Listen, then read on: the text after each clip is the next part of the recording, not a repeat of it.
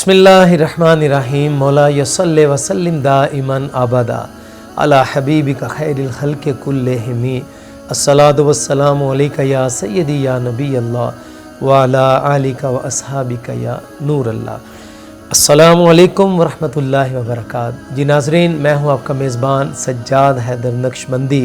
Programme नाद नगर के बासी के साथ आपकी खिदमत में हाजिर हूँ।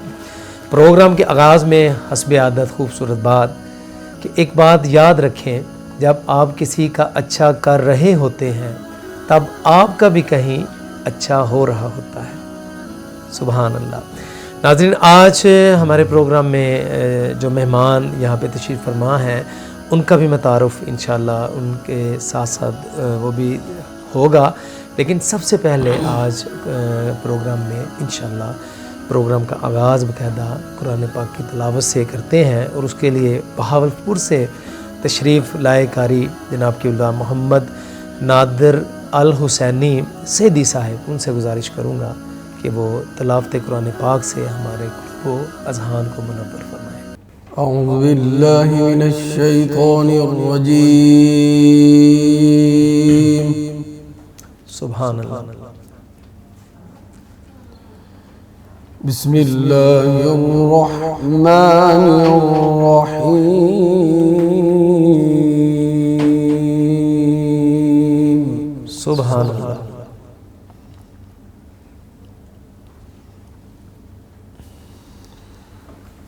लौ अंज़लना हाज़ल क़ुरआन अला जबलिन लरअयतहु ख़ाशिअन। सुभान अल्लाह। सुभान अल्लाह।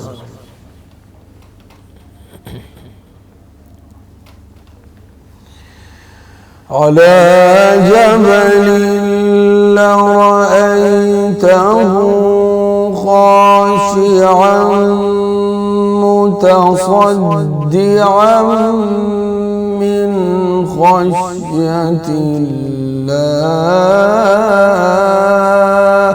सुभान अल्लाह। वतिल्कल अम्सालु नضربها लिन्नासि लअल्लहुम यतफक्करून।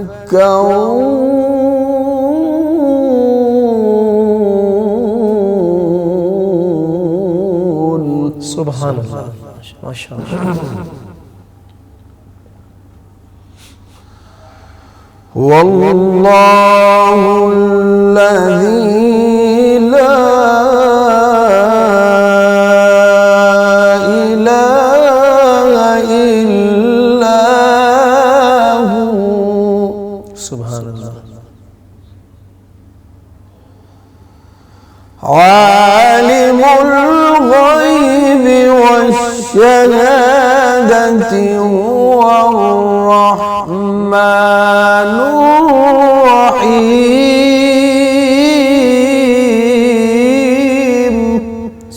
सुभान अल्लाह। वल्लाहु अल्लज़ी ला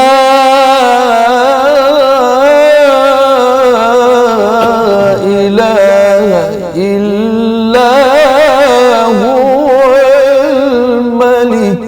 सुभान अल्लाह। अल मलिकुल कुद्दूसुस सलामुल मुमिनुल मुहैमिनुल अज़ीज़ुल जब्बारुल मुतकब्बिरु सुब्हानल्लाह। सुभान अल्लाह। माशाअल्लाह।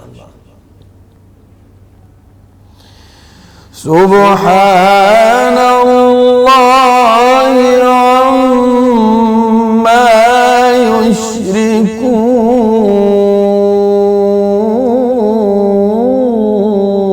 सुभान अल्लाह। माशाअल्लाह। هو الله الخالق البارئ المصور له الأسماء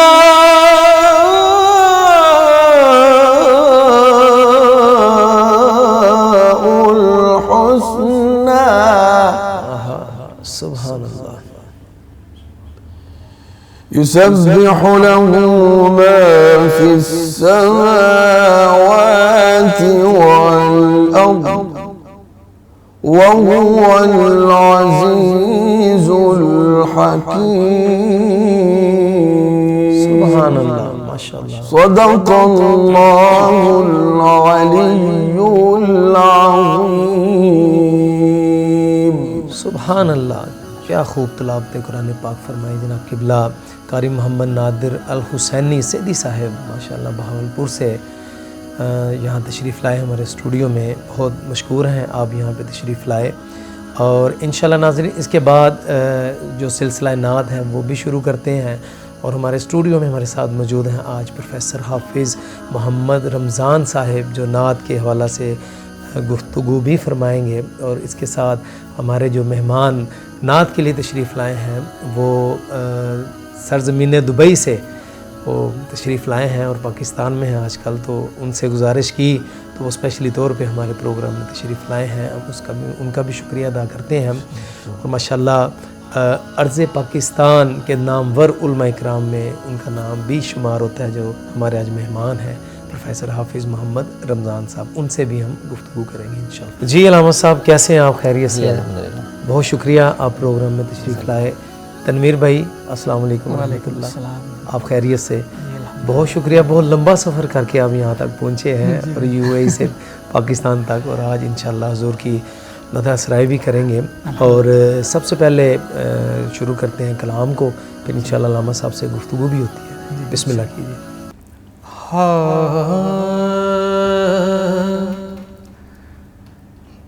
دلوں سے غم مٹاتا ہے واہ محمد نام ایسا ہے. بے شک. سبحان اللہ.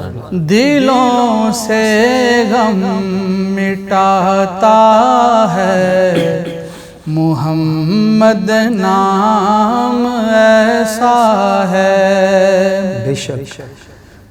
دلوں سے غم مٹاتا ہے محمد نام ایسا ہے. سبحان اللہ. نگر اجڑے بساتا ہے محمد نام ایسا ہے. نگر اجڑے بساتا ہے محمد نام ایسا ہے. انہی کے ذکر سے روشن رتے پھر لوٹ آتی ہیں. کیا بات. انہی کے ذکر سے روشن رتے پھر لوٹ آتی ہیں. سبحان اللہ. نصیبوں کو جگاتا ہے محمد نام ایسا ہے. نصیبوں کو جگاتا ہے محمد نام ایسا ہے. محبت کے کمل کھلتے ہیں ان کو یاد کرنے سے. محبت کے کمل کھلتے ہیں ان کو یاد کرنے سے.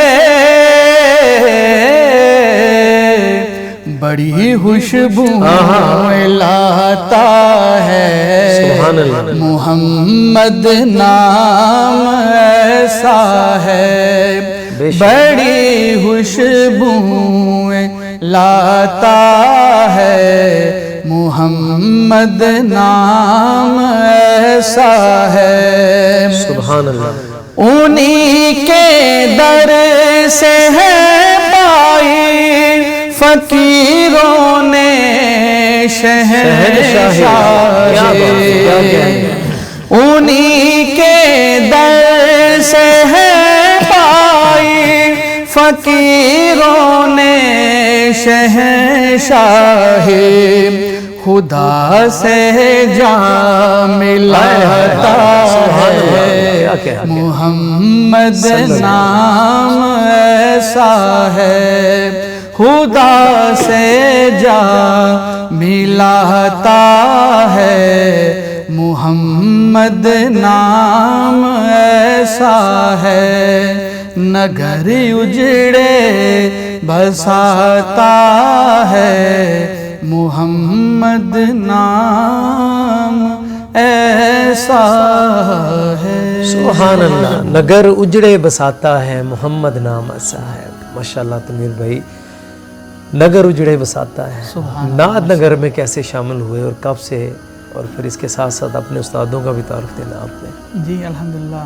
سجاد بھائی یعنی جب سے میں نے الحمدللہ فوج سنبھالا ہے اپنی فیملی میں ایسا ماحول ملا الحمدللہ چونکہ میرے والد گرامی خود بھی سنان رسول تھے اللہ پاک ان کے درجات کی بلندی فرمائے بہت سنا ہے میں نے بھی ان کو ہاں جی الحمدللہ تو ان کی بھی ماشاءاللہ کافی تربیت ہے بے شک اور اس کے علاوہ میرے استاد گرامی جناب الحاج محمد افضل نشائی صاحب ماشاءاللہ تو ان کی طرف سے بھی ماشاءاللہ کافی گائیڈنس ملتی رہتی ہے ٹھیک ہے تو اللہ پاک ان کی بھی سلامتی رکھے نشائی صاحب کی شاگردی میں باقاعدہ کب آئے مجھے تقریباً 12 سال ہو گئے 12-13 سال سے میں ان کے ساتھ الحمدللہ کوئی یاد ہے پہلی دفعہ نعت کب پڑھی تھی اسکول لیول پہ میں نے ماشاءاللہ سٹارٹ کیا تھا صحیح چھٹی کلاس سے الحمدللہ شروع کیا اس کے بعد پھر اسکول کالجز کے لیول میں انشاءاللہ الحمدللہ پڑھا اور اسکول میں مقابلہ جات ہوتے تھے اور کالج لیول میں بھی پھر الحمدللہ مقابلہ جات میں حصہ لینا اپنے کالج کی طرف سے بالکل ٹھیک تو یہ سمجھ لے کہ الحمدللہ ایسا ماحول ملا اور اللہ پاک کا ایک بڑا کرم ہے سرکار کی کرم نوازی ہے الحمدللہ بے شک اس انہوں میں نے کوئی شک اپنے نہیں ذکر کے لیے الحمدللہ چن لیا ہے اور اللہ پاک تا حیات یہ عمل جاری رکھے اچھا تنویر بھائی دیار غیر میں تو آپ جگہ جگہ پڑھتے ہیں اور وہاں سے بھی آپ سے ملاقات رہی میری بھی محفلوں میں آپ سے ملاقات رہی تو کیا فرق ہے یہاں پاکستان میں پڑھنا وہاں یو اے میں آپ پڑھتے ہیں جی الحمدللہ یہ ہے کہ پاکستان میں جو الحمدللہ محفل میلاد پاک کا انعقاد ہوتا ہے اس میں الحمدللہ بہت زیادہ روحانیت نظر آتی ہے صحیح تو اس کے علاوہ اب بھی ماشاءاللہ دبئی میں میری آپ سے بھی ملاقات ہوتی رہتی ہے ادھر سے تو ادھر بھی پروگرام ارینجمنٹ ہوتی ہے لیکن چونکہ ہر کنٹری کا اپنا اپنا ایک سسٹم ہوتا ہے تو اس حوالے سے یہ ہے کہ محفل پاک ادھر بھی ہوتی ہیں لیکن جو ذوق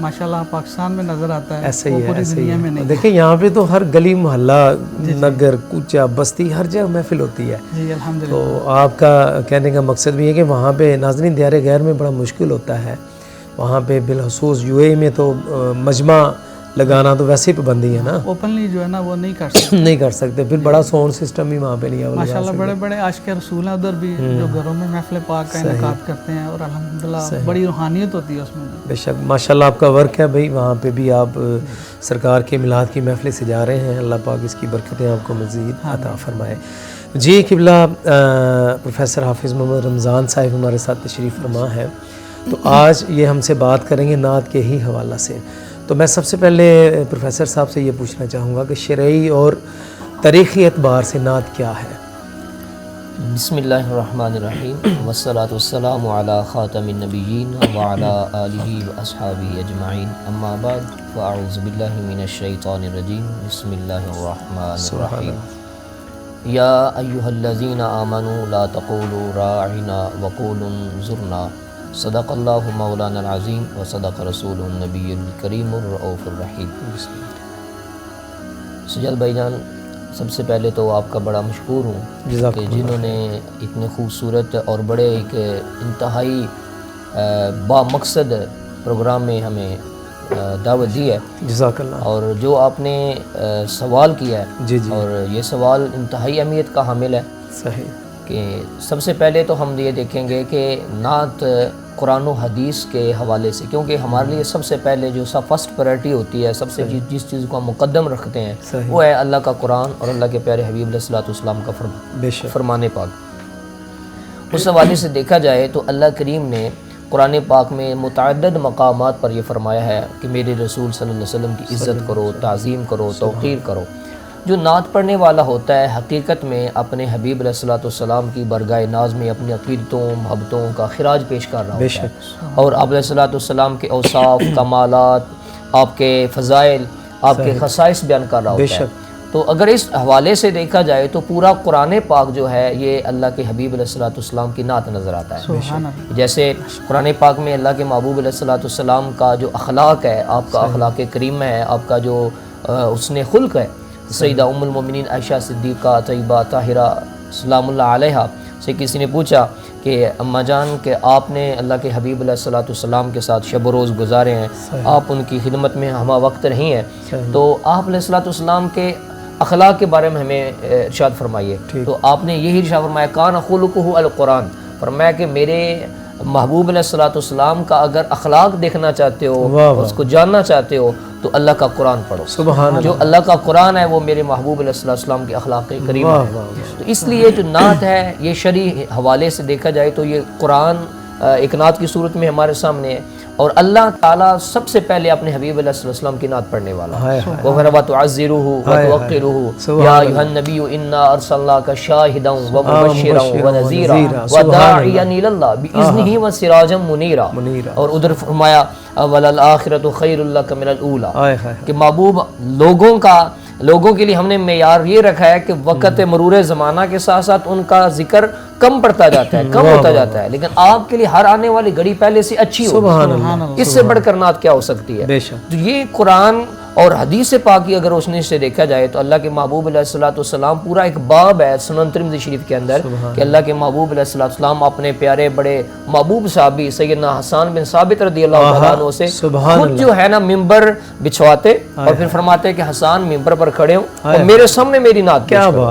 اور یہ اس چیز کی دلیل ہے کہ اللہ کے محبوب علیہ الصلوۃ والسلام نے جس کام کو عملی طور پر کروایا ہے، اور اس میں آپ کا قول بھی ہے کہ آپ نے فرمایا کہ یہ کام کرو، تو صحابہ نے آپ کے سامنے جب کام کیا تو حضور علیہ الصلوۃ والسلام نے اپنے تعریف کرنے والے کے لیے جو الفاظ بیان فرمائے، ارشاد فرمایا اپنی زبان قدس سے، وہ فرمایا اللہم ایدہ بروح القدس، اے اللہ کہ یہ تیرا، یہ تو حسان بن ثابت ہے، یہ تیرے محبوب علیہ الصلوۃ والسلام کا، تیرے پیارے نبی کا، تیرے پیارے وہ نبی جس کو تو نے رحمت للعالمین کی شان دے کر بھیجا ہے، اس نبی کی تعریف کرتا ہے کہ اللہ میں اللہ کا رسول تو اسے دعا کرتا ہوں کہ میرے تعریف کرنے والے کو جہاں بھی مدد کی ضرورت پڑے نہ صرف کسی اور وسیلے سے بلکہ اس کی ڈائریکٹ جبریل امین کے ذریعے سے مدد فرمائے. سبحان اللہ سبحان اللہ. یہ چیز اس کی دلیل ہے کہ حضور علیہ السلام کی تعریف کرنے والا جہاں کہیں بھی ہے وہ اس دعا کا جو ہے نا مصداق بنتا ہے.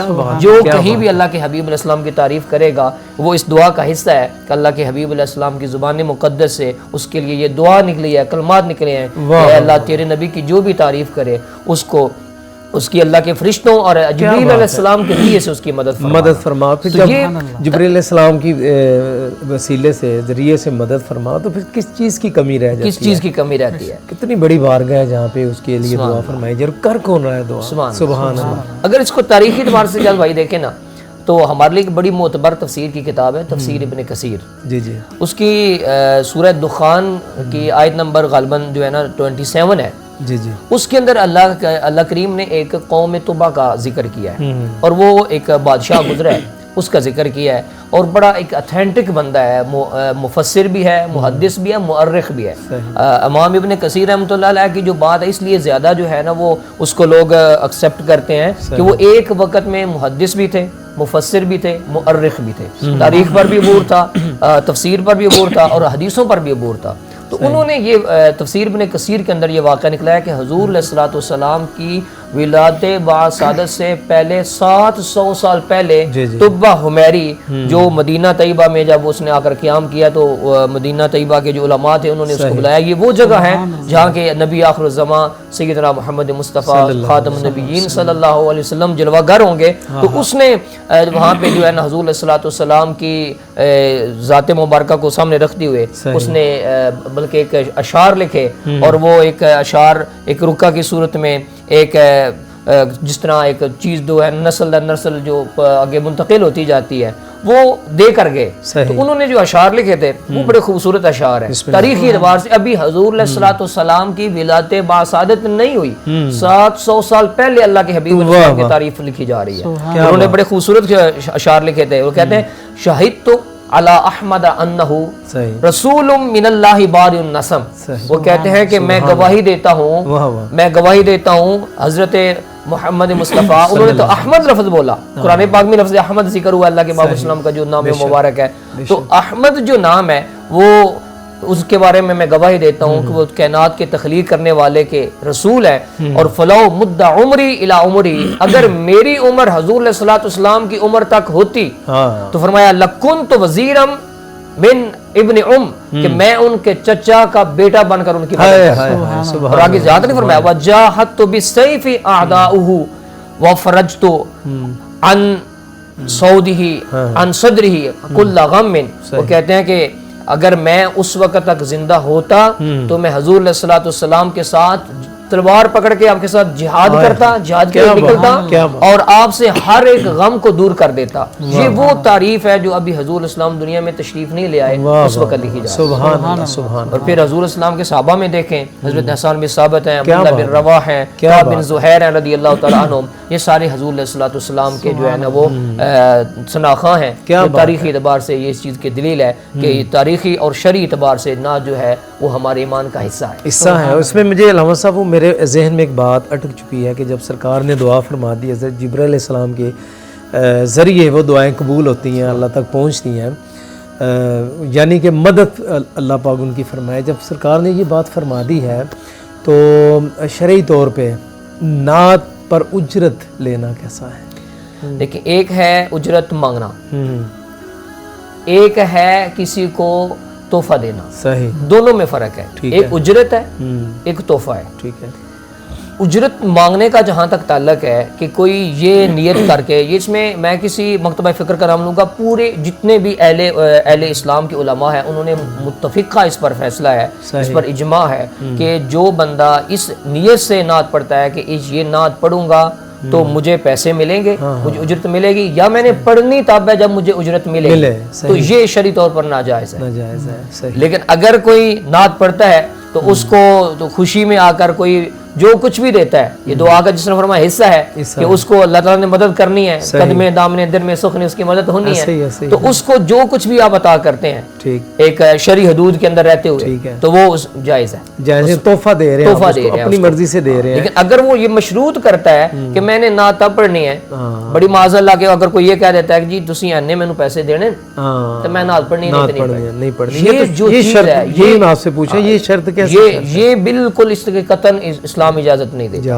اجازت نہیں دیتا کہ جو آپ جو ہے نا وہ اللہ کے حبیب علیہ السلام کی تعریف و توصیف کے لیے جو ہے نا لوگوں کو مشروط کریں, ان کو مقید کریں کہ جی پیسے آپ دیں گے, مجھے اجرت دیں گے تو میں نعت پڑھوں گا. ادروائز کہیں تو نعوذ باللہ سنا ہے کہ اگر ان کو وہ معاوضہ نہیں ملتا تو وہ آ کر چلے جاتے ہیں, ہم نعت نہیں پڑھیں گے کیونکہ ہمارے ساتھ جو اپنی کمٹمنٹ ہے وہ پوری نہیں. میرا مقصد بھی یہی تھا, کسی کی دلداری نہیں ہے, مقصد یہی تھا کہ نعت کے حوالہ سے آج گفتگو ہو رہی ہے تو اس میں جب بڑا اچھا پوائنٹ دیا, وہ میرے دل میں اتری ہے بات کہ جب سرکار دو عالم صلی اللہ علیہ وآلہ وسلم نے ارشاد فرما دیا کہ اللہ دعا فرما دی کہ اس کی مدد فرما, اس سے آگے کیا چیز باقی رہ گئی ہے لینے والی یا مانگنے والی. اگر اس کی یہ نیت ہے نا کہ میں اپنے حبیب علیہ السلام کی تعریف و توصیف میں لب کھول رہا ہوں, یقین جانے اسے کسی چیز کی کمی رہتی نہیں ہے, تو پھر وہ خود بھی تو پڑھتے ہیں نا, اتنا دیا سرکار نے مجھ کو, جتنا دیا سرکار نے مجھ کو اتنی میری اوقات نہیں ہے, مل بھی رہا ہے, اور پھر ہم کہہ لیں کہ اس تقاضے میں آ جاتے ہیں. چلیں اللہ پر خیر فرمائے, یہ طویل ایک مضمون ہے, تو میری دعا ہے کہ جو بھی سنیں, جو نعت خان علامہ صاحب کی اس بات کو, اس میسیج کو سنیں, ان کے دل میں یہ بات اتر جائے. تنویر بھائی آپ کی طرف میں آتا ہوں, تو کوئی خوبصورت سا کلام پروگرام میں شامل جی سجاد بھائی، میں الحمدللہ ایک کلام ہے، جی عارفانہ کلام ہے، صحیح. اس کلام کو میرے استاد گرامی جناب الحاج محمد افضل نشائی جی، صاحب بسم نے اللہ بڑے خوب کیجیے. انداز میں پڑھا ہے، تو میں کیا چاہوں گا بات کہ ہے. یہی کلام جو ہے نا بسم اللہ. واہ.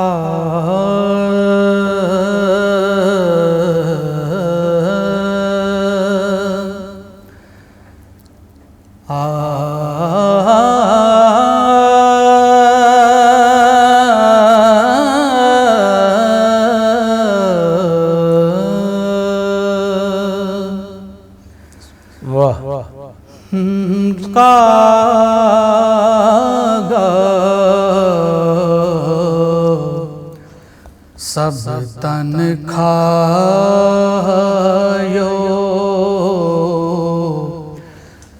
مورا چن چن کھایو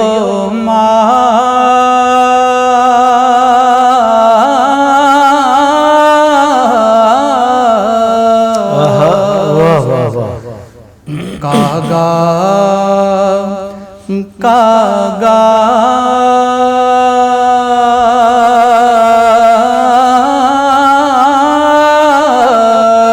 بہت خوب. کاغا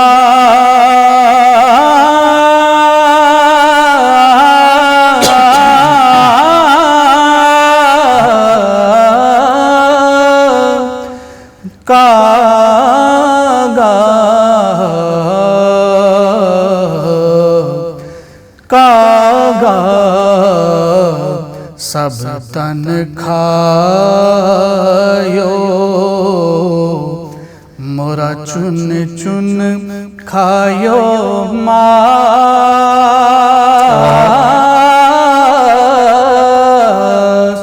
پر دو نینا مت کھایو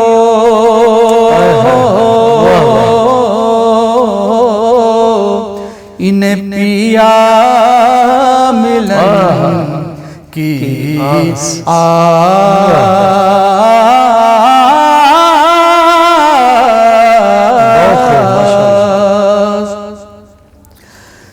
آقا گا تینو چوریاں پاوا کدی ساڈے بھی بیٹھ بنے رے لے پیغام وصل دایا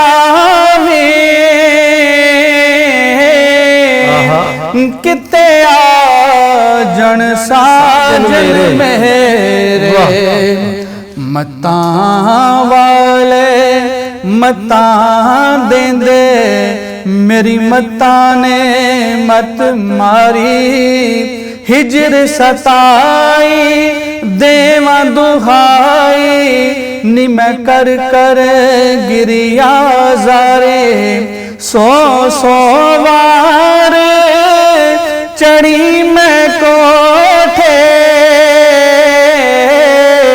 تے میں اتری کئی وارے آ جائڑیا نہ جائڑیا تو جتے ہو میں ہارے پھر دو نینا مت کھایو انہیں پیا ملن کی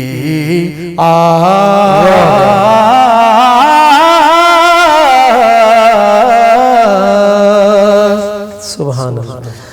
پھر کہہ دیو یار طبیبات آئیں کوئی ظاہر فن نہ کریو کسے دوانے کم نہیں آنا کوئی چارہ جتن نہ کرے جینا آوے مہک سجن دے وہ میرا غسل کفن نہ کرے جینا آوے ماہی میرا وہ میری لاش دفن نہ کریو اج اس سجن دیاں راواں وچ मैनू अपनी हाक उड़ा लैण दे, दो कड़ियां रुक जा तकदीरे, मैनू लगियां तोड़ निभा लैण दे, खुद जान हवाले मैं कर दे सा, इस जान दा मालिक आ लैण दे, फिर दो नैना मत खायो, इन्हें पिया मिलन की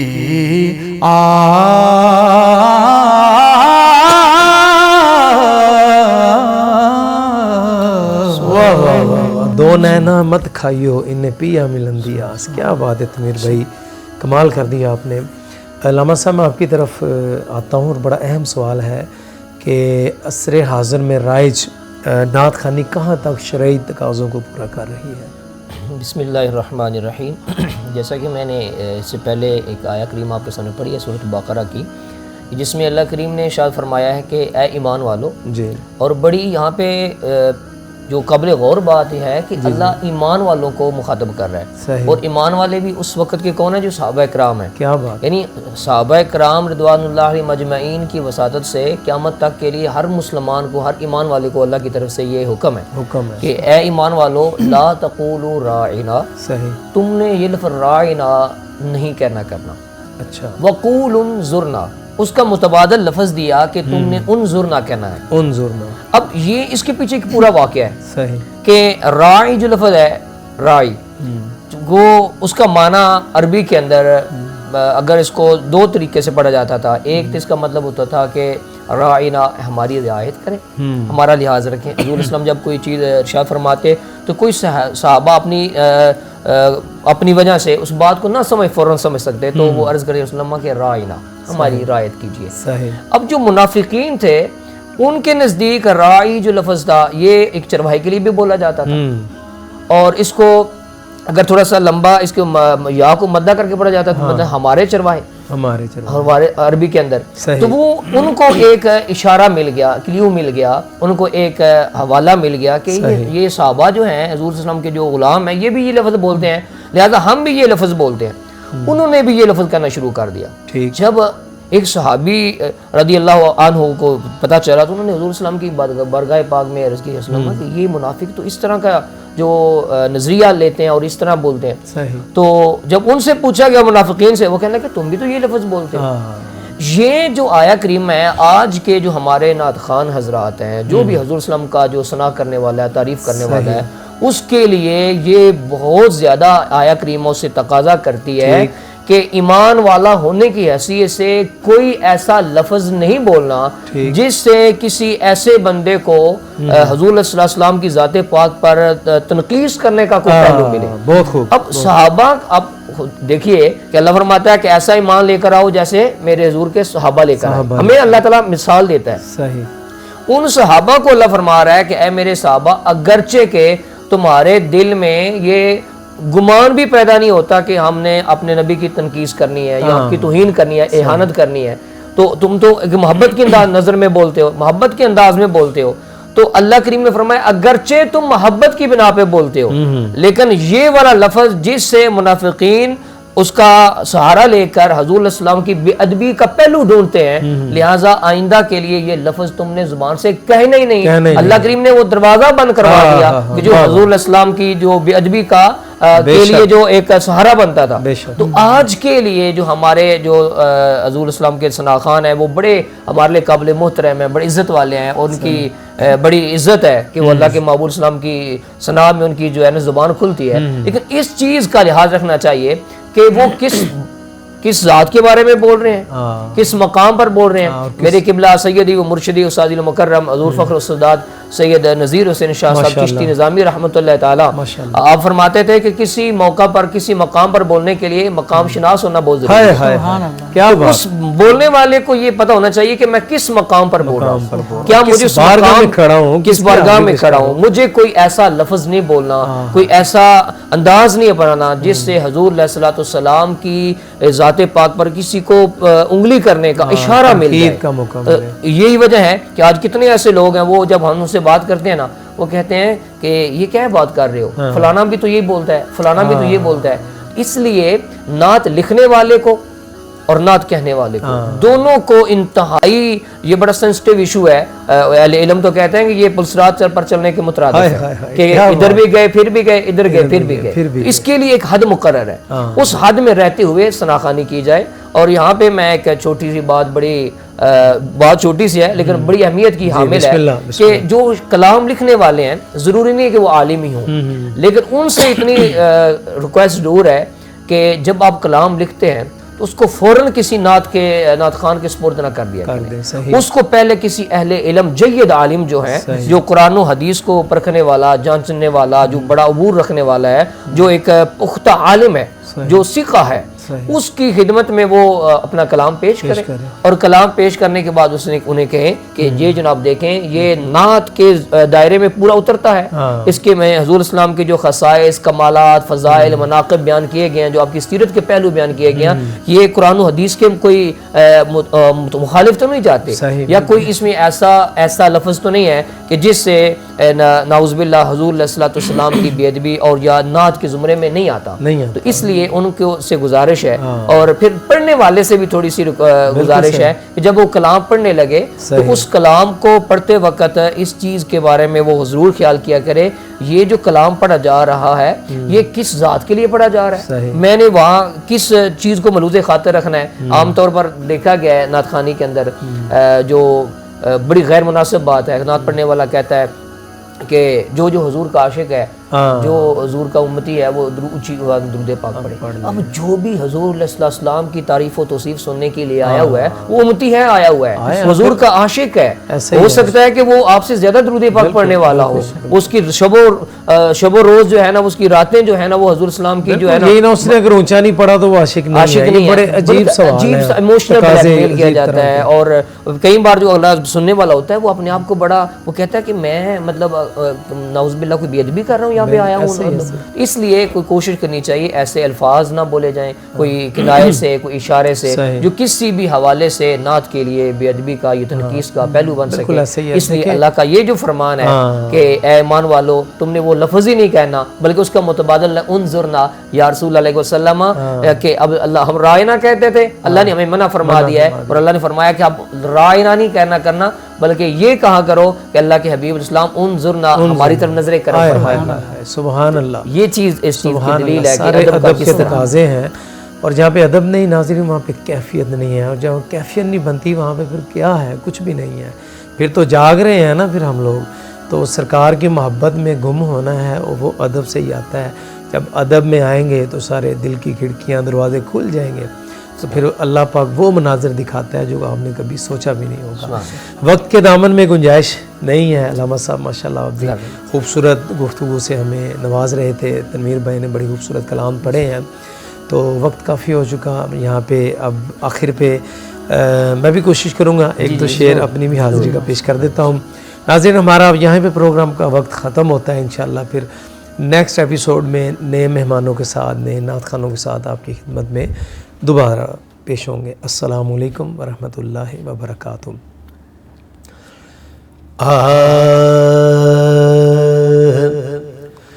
ان کو دیتا ہوں صدائیں آج بھی, سر سے ٹلتی ہیں بلائیں آج بھی, اور کام کرتا ہے وسیلہ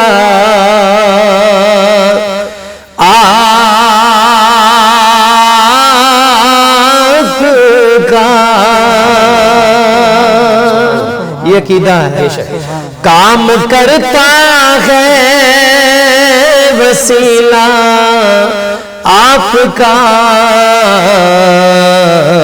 ارے رخ بدلتی ہے ہوائیں آج بھی سبحان اللہ. ایسا لگتا ہے انہیں کر کے سلام، ایسا لگتا ہے انہیں کر کے سلام، ارے دیکھ کر وہ مسکرائیں